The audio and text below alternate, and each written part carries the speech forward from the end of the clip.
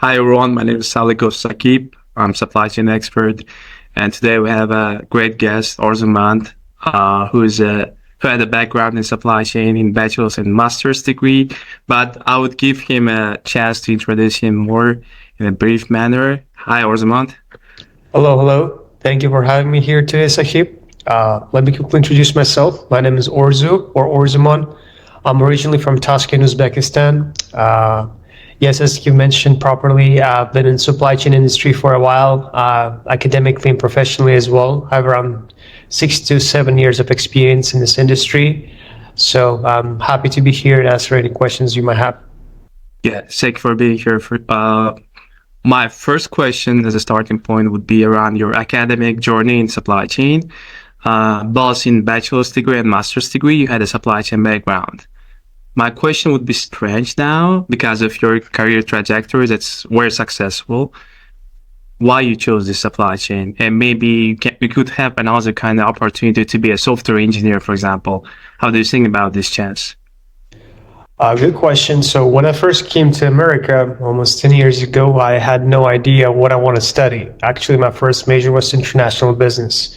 But soon I realized that it's not a proper degree for me if I want to pursue my future aspirations.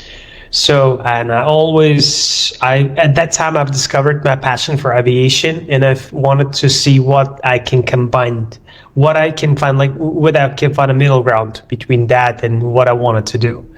Right. And the supply chain management industry or the market was booming at that time, which is still is. In the US market. So, and in my college where I did my undergrad, we didn't have a specific major for that. But they were offering courses on that.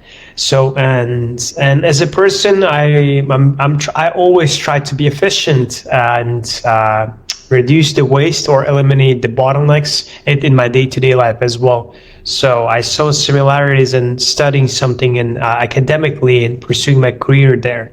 But I knew little about the supply chain industry, right? So that was the reason why I wanted to explore that space where I could combine my skills in data analytics per se and something that business related. Because in supply chain, you use a lot of data, and I like to work with the numbers. It's a technical role. It's a combination of the technical and business space as well. And the question regarding the engineering. I never saw myself as a software engineer per se, because I want the more interaction with the customers, the people, right, the stakeholders. So I like to be on the forefront as well. Not to say I wouldn't be able to handle that. I was actually one of my previous roles. I did some analytics work in the capacity of not an engineer but an analyst. But I can talk about it later. From the perspective of professional supply chain business, like you've worked during a pandemic period of COVID-19 and now, and from my perspective, there's a difference in life from now and at that period. How do you think about supply chain domain? Like, is it different now than it was before during this pandemic period of time? Actually, during COVID time, it started to boom. People really started to see the true value of the supply chain space, right? Think about Amazon. During COVID, people wouldn't want to go out and buy things in person, right? They wanted everything to be delivered to the front of their doors. So that's why, as a business, the companies around supply chain was booming at that time. Right now, there's a lot of competition for the supply chain companies, but what they're doing is they're putting a lot of technologies around it in order to stay competitive. In the US market, it's really important for you to think long term. In the short term, yes, you might be successful, but if you don't have the right technology or the strategy to move forward, it's hard to succeed. Right now, I still feel it's a very strong industry overall, and you can find supply chain in any industry you go. So, right, it's just one of the components of the business per se. So, great insights. Thank you for this. And from your professional trajectory of working in an operational environment in the Southwest, and now being in a product ownership in American Airlines, like how those experiences complement each other, and what is the role of practical supply chain management in your kind of journey? Good question. So fundamentally, it's an airline industry. Southwest Airlines and American, it's two major U.S. airlines, right? So that's the starting point. So I mentioned earlier, I always wanted to pursue the career there, but I needed to find the means or the sweet spot for myself. At Southwest Airlines, when I was an intern back in 2020, I did some sort of an analytics work, but the analytics work was around the business processes. When I say the business processes, I worked in the central baggage team that handled all of the bag movements across the Southwest airline network. So I can call it the supply chain network. Just think about the bag movements throughout the airports, right? It's fascinating and it's fast. And the reason why it's fast, they have a proper supply chain, I think, not the strategies, but the processes established in order to move the bags in an efficient manner so the passengers get them within the 15, 20 minutes of the aircraft arrival. It's very simple example, right? And I did some analytical work on top of it. So I needed to learn the business and the technical side. What I do at American right now, I still focus, in the US market, in any role, you focus on the specific zone or area of the company. So in American Airlines, it's a huge company, right? Our team focuses on the airport operations automation. And what I mean by that is my team is responsible for building the software applications for ground operations. It's the ramp agents.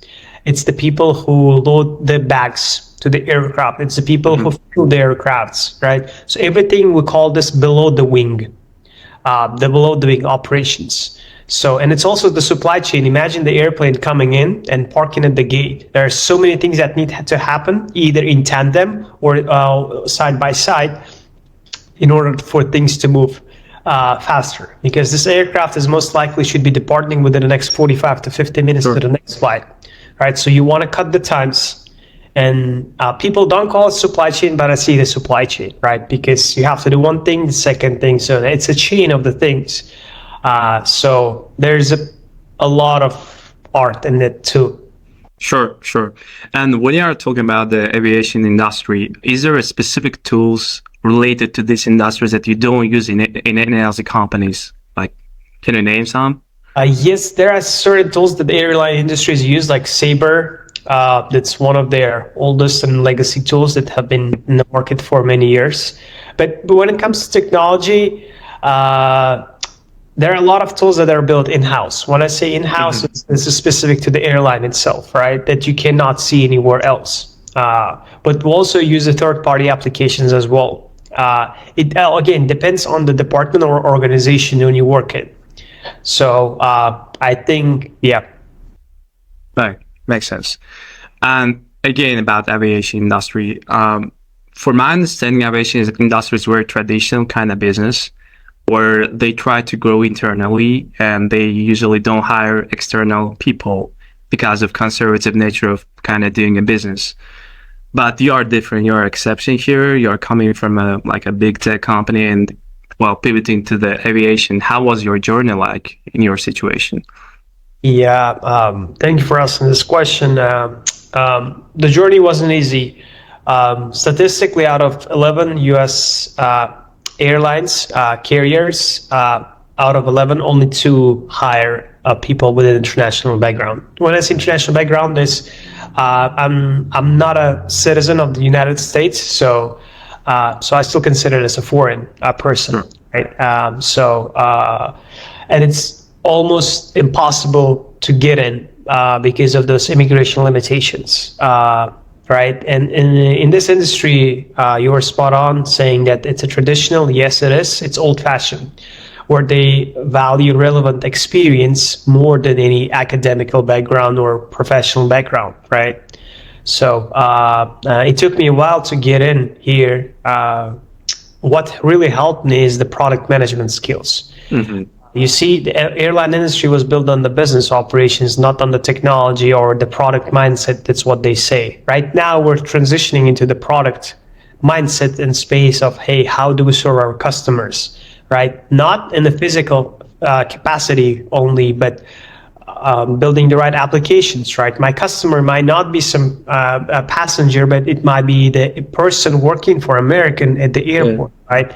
So I want to be able to give them the tools they need to run the smooth operations. So it's really important for me to understand the business, right, and be able to connect the dots from the technical standpoint as well.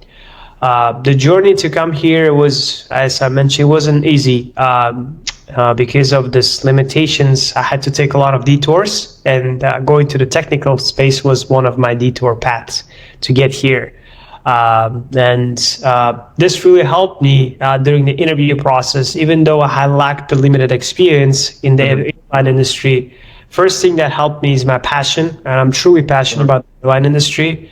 I love it. It's airplanes that symbolize freedom to me. And the second is I was able to show that I can add value from the product management perspective. And this is what the team was looking for, the person with a specific skill set. Great perspective. Thank you for this. I'm going later to like 2-year period of your kind of journey to Amazon. For me, Amazon, from my perspective, I would say Amazon is one of the top 3 companies globally in supply chain management. Even so, Gartner ranking doesn't recognize this, and they don't have even in the top 10 kind of reflection there. But the thing about automation, about their robust technologies, is arguably the greatest in the supply chain business. So you have worked in different companies, and what kind of differences you have seen in comparison to Amazon, like in future and previous in your career? Good question. Well, when it comes to Amazon, I think technology is paramount to the success of the company as well. First, you establish the business operations. You have to understand how things move, right? And then you apply the automation, right? You do things at scale. Amazon, it's a very big company, and they have a lot of automated processes in place that help them to run this operation smoothly throughout their network of fulfillment centers, sort centers, and delivery stations. So, but at the same time, technology is important, but sometimes technology might be down. So you have to have a good sense of the business, right, to understand when to make the right decisions. And people who work on the operations side, they should be well-rounded in that as well. Because technology is one component of it. There are other things as well related to it. I think Amazon's, philosophy or the view how they operate, they look a lot on the data. So they analyze, they look backwards, look future, and see how can they improve their operations by looking at the data. So it's a super heavily data-driven company, and they look at a lot of metrics. So I was in my time there, I worked as a business analyst, and my goal was to look at the performance of the sort center network across the North American region. It's around 130 sort centers across Canada and the US, and we were evaluating the bottlenecks or inefficiencies or any potential issues that could happen with any of the sort centers that would prevent the packages from being delivered on time to the customers, right? And Amazon's amazing policy is they really care about the customer's experience and what they promise, right? What you see on the website, it's an expected or promised delivery. They really work backwards from there. They say we're going to deliver this in 2 days, and they work on it. What is the best way to do that? Yeah. They have different ways to do that. They can either ship it through their network or send it through the airplane. So whatever is the cheapest and the fastest option, the combination of that. And there's a specific, there's a machine behind it that makes the decision. It's not a person, right? So a lot of automation is in there. I think this is what helps this company to thrive in this market. Great point. Turning to your later page of your career, like from a solid supply chain to a very soft company of Microsoft, like how was this transition like? And I'm sure that the expectation is different in both of those companies. Can you describe more about this journey as well? Absolutely. The good thing, even if I transitioned to the very technical company in space, I still work in the supply chain domain. What I say by that is when I came to Microsoft, my team or department was supply chain engineering. And what it means is Microsoft has a hardware business. They manufacture and sell Xboxes, Surface laptops, right? and they have to somehow to manage the supply chain operations, right? All of the factories located around the world, the suppliers, the vendors. But we needed to add a lot of technology to it. So this is where my role came in.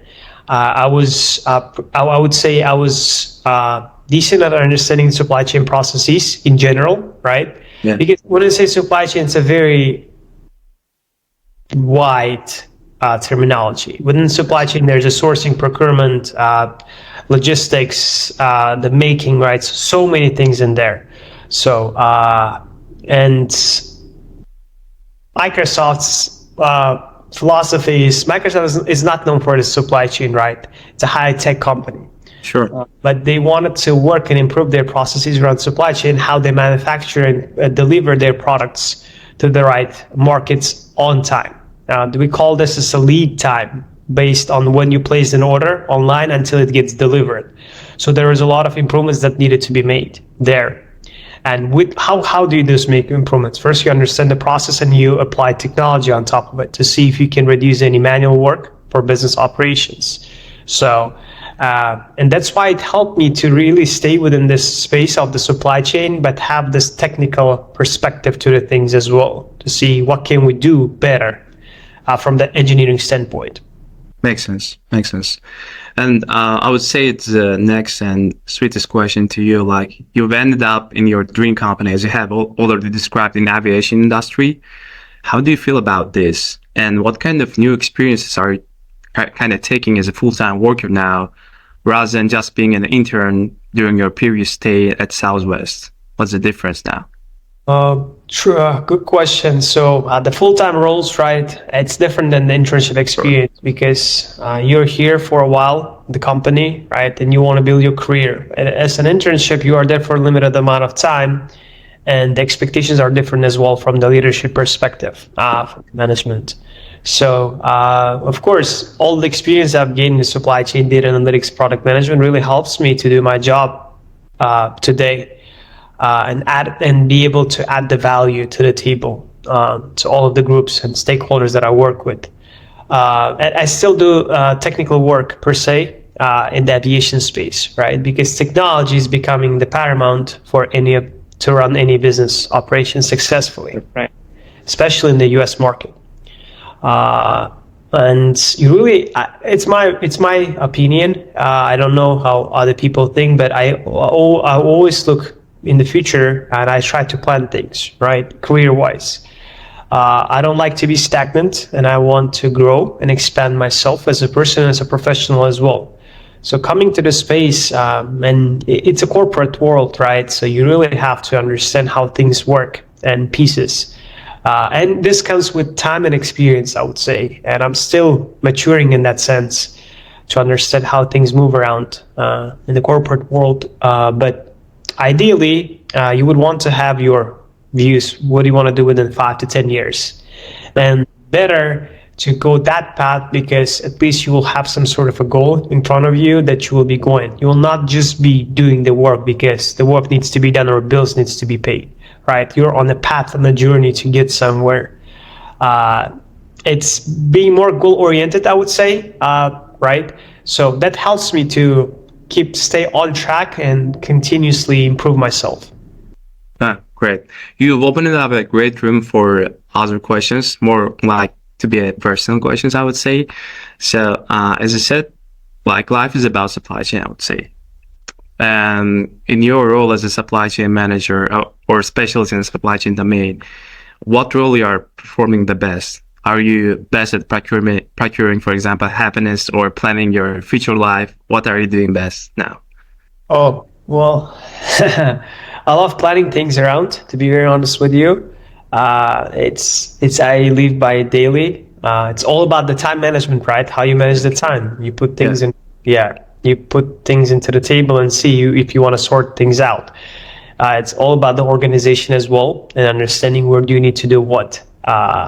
So it all goes to my life as well, like waste elimination. If I go to the grocery store, I don't want to buy things that I'm not going to use. It's simple, but but sometimes you have a temptation to buy something because, I think I'm going to like it. But hey, you stop yourself and ask, hey, do I really need this? right? And the financial aspect comes to it as well, how you manage your finances with that. Sure. So, and sometimes, and here, the time is very important. When I say here, it's in America. If I want to, for example, buy a milk right now, I'm going to ask myself, how much time would it take me to go to the store and buy it? Probably I can order it online, then I can save time, right? And I can do something more important and get it delivered to me. It's all about this efficiencies and optimization. That's what I feel. That's how brain operates. I have a long way to go in order to really streamline my life. And of course, life, I'm not building a company in my life, right? So I like to keep things real as well, right? But I try to automate some certain things in my life that makes me easier to live as well as a person. Great perspective. So let me turn to the digital footprint of what you have said before, like 4 years ago, I would say. So quotation, "Hello world, I want to remind everyone out there that nothing is impossible. Hard and smart work, dedication, time management, discipline, and clear set goals, all these in the mix will lead anyone to success." Quote ended. This was written 4 years ago by the self-starter Orzumand. And would you like to add something now, being more mature than 4 years ago? I still believe that's as simple as true as that. And truly, in this, I hope in the world as well, but in this country, everything is possible. It's more the boundaries we set here in our mind, right? It's what you can. If you believe you can do it, you will. If you believe you're not able to do it, of course, you're also right. So it's all about how you train your mind, how you talk to it. Of course, there are a lot of external things that don't impact you, that actually impact you that you don't have control over, but sooner or later, you can get where you want. Sometimes you need a little more fuel than you originally planned, right? When I say fuel, it's an energy, the passion, the motivation. Sometimes you really lack it, and you have to find some sources of an energy from the nature or doing things that you like, finding your zen. So it all comes down to your self-development as well, being as a person spiritually. It's a combination, right? Life is not about just the work, right? You have to find this balance between family, personal, and the careers as well. But as I'm looking at this quote, well, thank you. Actually, it's been a while since I wrote this, but I feel, in a nutshell, fundamentally, I strongly tend to think the same way, right? My approach to life were never sophisticated. It was always about the hard work, proving yourself first to yourself and then to others that you're capable of doing things.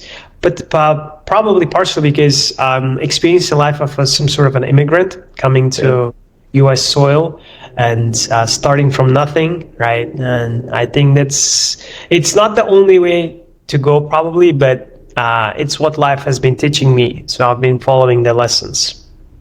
Yeah, I think your life is the best example of old-fashioned U.S. American dream, I would say, when immigrants came and tried to conquer this United States with big businesses, big career projections. You're the best example of this. And I'm sure that most of the people, like seeing you from Uzbekistan, they are dreaming to be in the same shoes like you now. Well, I truly hope to inspire people as well, right? The only message I'm trying to deliver is everything is truly possible.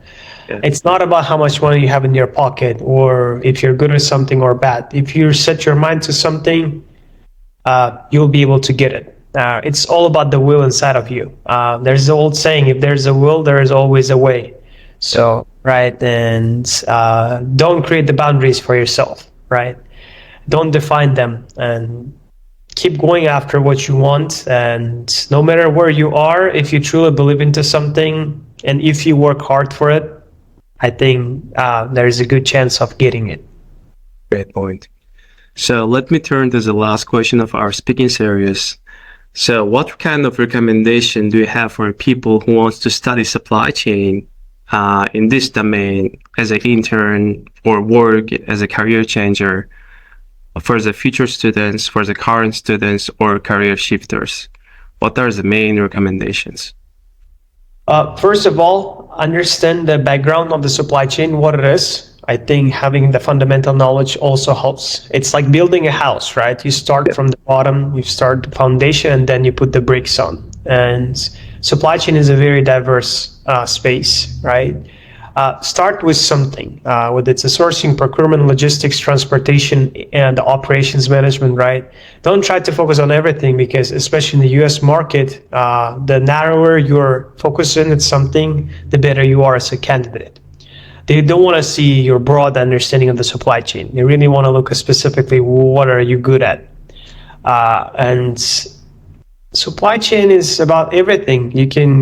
I give an example about life as well. We don't call it supply chain, but it is truly, right? It's just how you name it. Academics is also very important. It sets you the foundation. It gives you the confidence or the knowledge. And then you go and execute in the field. When I say execute in the field, you get this relevant experience by working for companies. And you see, you start to notice that there are similar patterns that companies follow in order to make things happen in the supply chain world. And right now everything is about supply chain, I guess. People just don't call it that way, but it's true, it is, and it's fascinating to me. And I'm loving what I'm seeing from the perspective for the starters, for the supply chain enthusiasts. It's always too good to have a right foundation, of course, and reach out to people, connect with them, network, get their perspectives into things, right? It never hurts to hear someone's story or experience. And of course, ask yourself every day, what can I do to become a better person or version of myself, either personally or professionally, and keep grinding. Yeah. Sure. Great perspectives. Thank you, Orzumand. Well, actually, with this question, we can wrap up our conversation today with a bright-minded person and supply chain expert, Orzumand, coming from a foreign country and making impossible possible. Thank you, Orzumand. Thank you for having a time today and speaking so much about supply chain, about your journey, and recommending to our viewers what to do as the next move. Thank you. Appreciate your time. Thank you very much for having me. Thank you.